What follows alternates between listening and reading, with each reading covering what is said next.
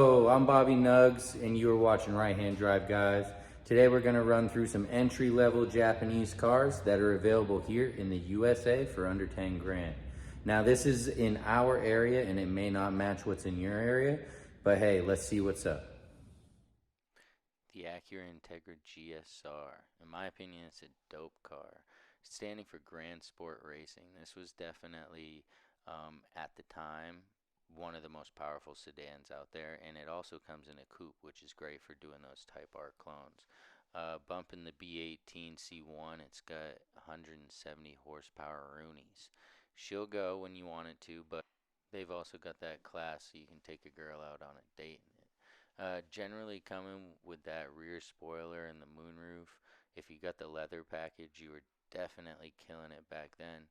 There's tons of parts available for these things. You go ahead and hit up anywhere that sells Civic parts, and you're probably finding something for the B18 Integra. Not crazy fast, but you strap on one of those turbo kits and you're out. Look at this, a GSR pickup truck. People love these cars. They're heavily modified throughout the world. That was a Type R clone, and you can find these parts just about anywhere. In my area, you got some from anywhere from 58 to 95, depending on condition. The real nice guys are going to be more than 10, but hey, we start somewhere. FC3S RX7. They're definitely not quite as popular as the FD. Being a little bit older, they probably kind of get pushed to the side. But these are a real slept-on car. The turbo model had a twin scroll turbocharger, and these things would rip. My buddy's dad had one growing up, and anytime he would take us for a ride, man, we buckled up because that thing was awesome back then. You can probably find these here and there. They're not going to be as plentiful as some of the other cars on the list. And as long as you can keep that rotary motor healthy, then you're going to be in good shape, especially if you're able to find that turbo model. If not, they sell the upgraded turbocharger kits. And people love these things. I mean, look at this. This shouts Tokyo. This shouts JDM right here. Just the way that people go on these cars. They're beautiful. And in my area, you can find them, from anywhere from 68, 42. It just kind of depends on what's on the market, but these are a really great value. And if you do have a 10K budget, you still got some room to throw down on those aftermarket parts that are going to make it yours. Being from New England, Subaru WRXs are all over the place. I've personally had a few of those and some STIs, and these are awesome cars, especially if you can find one that has not been beaten on. When I did my research, I found some cars anywhere from 2002 all the way up to like 2013 that were under 10 grand. So if you don't like this bug eye body style that we're showing here, there's definitely the next few versions still in your price range. Coming with that boxer motor in the VF34 turbo, these were definitely a great starting point back then, and they still are now. I believe that you can get parts for these still, even this 2.0 liter, plentiful throughout the sites on the internet and the used parts sections. These are cars that, are super popular out west and in New England, and everybody's modifying these. There's a bigger Subaru following than anything out here, and so you can find them and you can find the used parts with plenty of money to spare. You can find them out here anywhere from 55 to 95, and of course more depending on the year. But as you can see, you can still get things upwards of 2012 for a great price. The EK9 Civic, such a classic hatchback body style. These have gone more extinct in the recent years as they've all been bought up and kind of tucked away. I personally have a love affair with the EK9 Civic. I think it's an amazing car. Of course, the Civic Type R from Japan is amazing, but what we're talking about here are DXs and CXs that you're going to be able to find on your marketplace, your Craigslist, your forums, wherever you're checking out. These are the type of cars that you're going to find. But there is so much aftermarket support, and there's so many amazing legendary parts that are still available. This was my EK9 here, and these are some other great examples of the way that people style these cars. And when I went and I looked around in my area, you could find really nice EK9s for anywhere from 45 to 9500. They're still going to take some work, of course, but you got a great starting point. The Lexus IS300. I love these cars. I love some of the styling about them. I love that they're rear wheel drive. I love that Toyota made an Altezza in Japan, and that created a great cross continent part swap around these vehicles.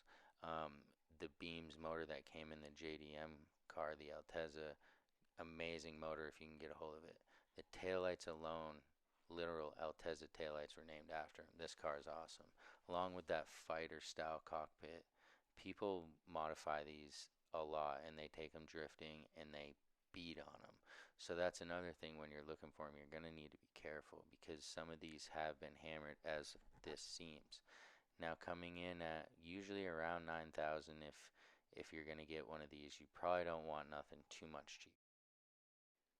The Mitsubishi 3000 GT, probably one of the most slept on cars on the list. Now, you may not be able to afford a VR4 like being shown in the video, but you are going to find those base models out there. And if you're lucky, you could come a hold of a VR4. These things still have a decent amount of aftermarket support, whereas Mitsubishi made a GTO in Japan, and that created a lot of, again, cross-continent exchange where there was more aftermarket support in Japan for these cars. Now, even the base models are fast. There may not be, the V6 3-liter VR4, but they definitely are cranking out over 200 horsepower. The only drawback, this is a big body car. This is not a little light car. This is not, even as light as the Evo. So you're gonna have to take that weight into consideration. But you can still find them. And people definitely still modify them. As you can see, these things look ahead of their time for the years that they are. And people, this is like a cult following car. Now, in my area, you can get them from anywhere from 5 to 9, and then even more for, the VR4s, of course. But if you find one, definitely think about scooping it up. The MK3 Supra, just like the FC3 SRX7, one of those older cars who ended up having a younger brother that was more popular than them. This car still was ahead of its time and still has a decent amount of aftermarket support and another one of those cult following cars. Now, if you got the turbo version, this vehicle was set up to have fun in. So you can do a lot to this car. You just have to be able to still do all the maintenance and get everything straight for like a 30 something year old car. Now, again, people love these cars. They make power. They look awesome, as you can see. So if you find one in good condition, stay a hold of it. In my area, anywhere from, geez, you can find a shell for 2200 all the way up to 9500 depending on the quality of the vehicle. The Nissan 240SX slash S14. I personally have one of these cars. I love these cars. Now, I am surprised that I could even find any below that 10 grand mark because these are rear wheel drive. A lot of the good ones have been either crashed and drifting or bought up and fixed up. So you really do have to look and you have to be careful because there's a lot of autos on there. So do your due diligence. But if you can find a 240SX for the right price, this is definitely the car to have, especially if you love Nissans. And of course, as everybody's seen, people go ham on these. They're beautiful cars. There's the Zenki like this and the Kuki like the last one. And then, of course, you have, the older versions. And, I could find these surprisingly anywhere from 5 to kind of 10 grand, even cheaper here. But again, a lot of these are going to be ragged on. The Del Sol. This is a love it or hate it car. I think it's a great little summer car. This was like the Reddit stepchild of, the Honda lineup during these years that it was available. In Japan, they did also have the Del Sol, and the rear top actually was cool. It was called a trans top, and it would come up from the back automatically and load in. There's a lot of aftermarket support here. They came with single overhead cam D-series motors, so you have to figure out your swap there, maybe a K-series or a JDM B16. But either way, these cars were discontinued in '97. I assume due to lack of popularity. But again, first car under 10K, Japanese sports car. I think this is probably a solid bet, especially if you were looking for the convertible but still love the hardtop features.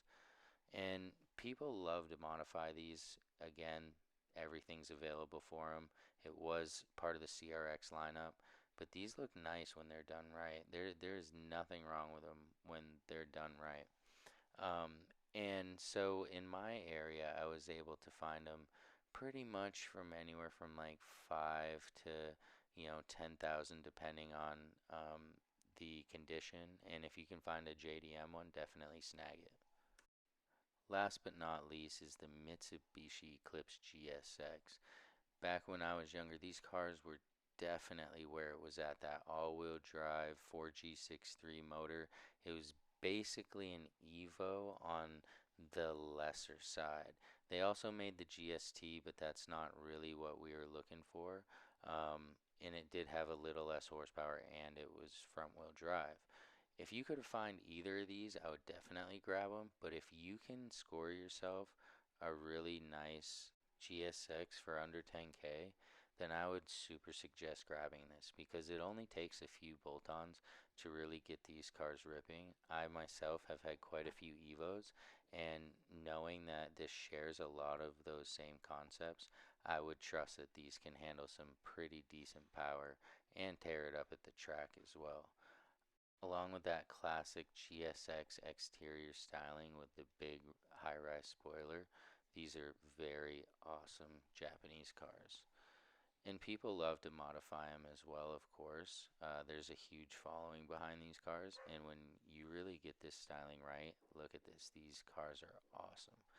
In my area, I found some GSXs. A lot of them were pretty close to the $10,000 mark, which you would expect, because really I would expect to pay more like 15 for these. All right, guys, I hope you enjoyed that. Hopefully it gave you a little insight into what's available for you entry market folks and anybody looking for a project car, what is still out there. Now, check us out, rhdguis.com, and on Instagram at rhdguis. Until next time.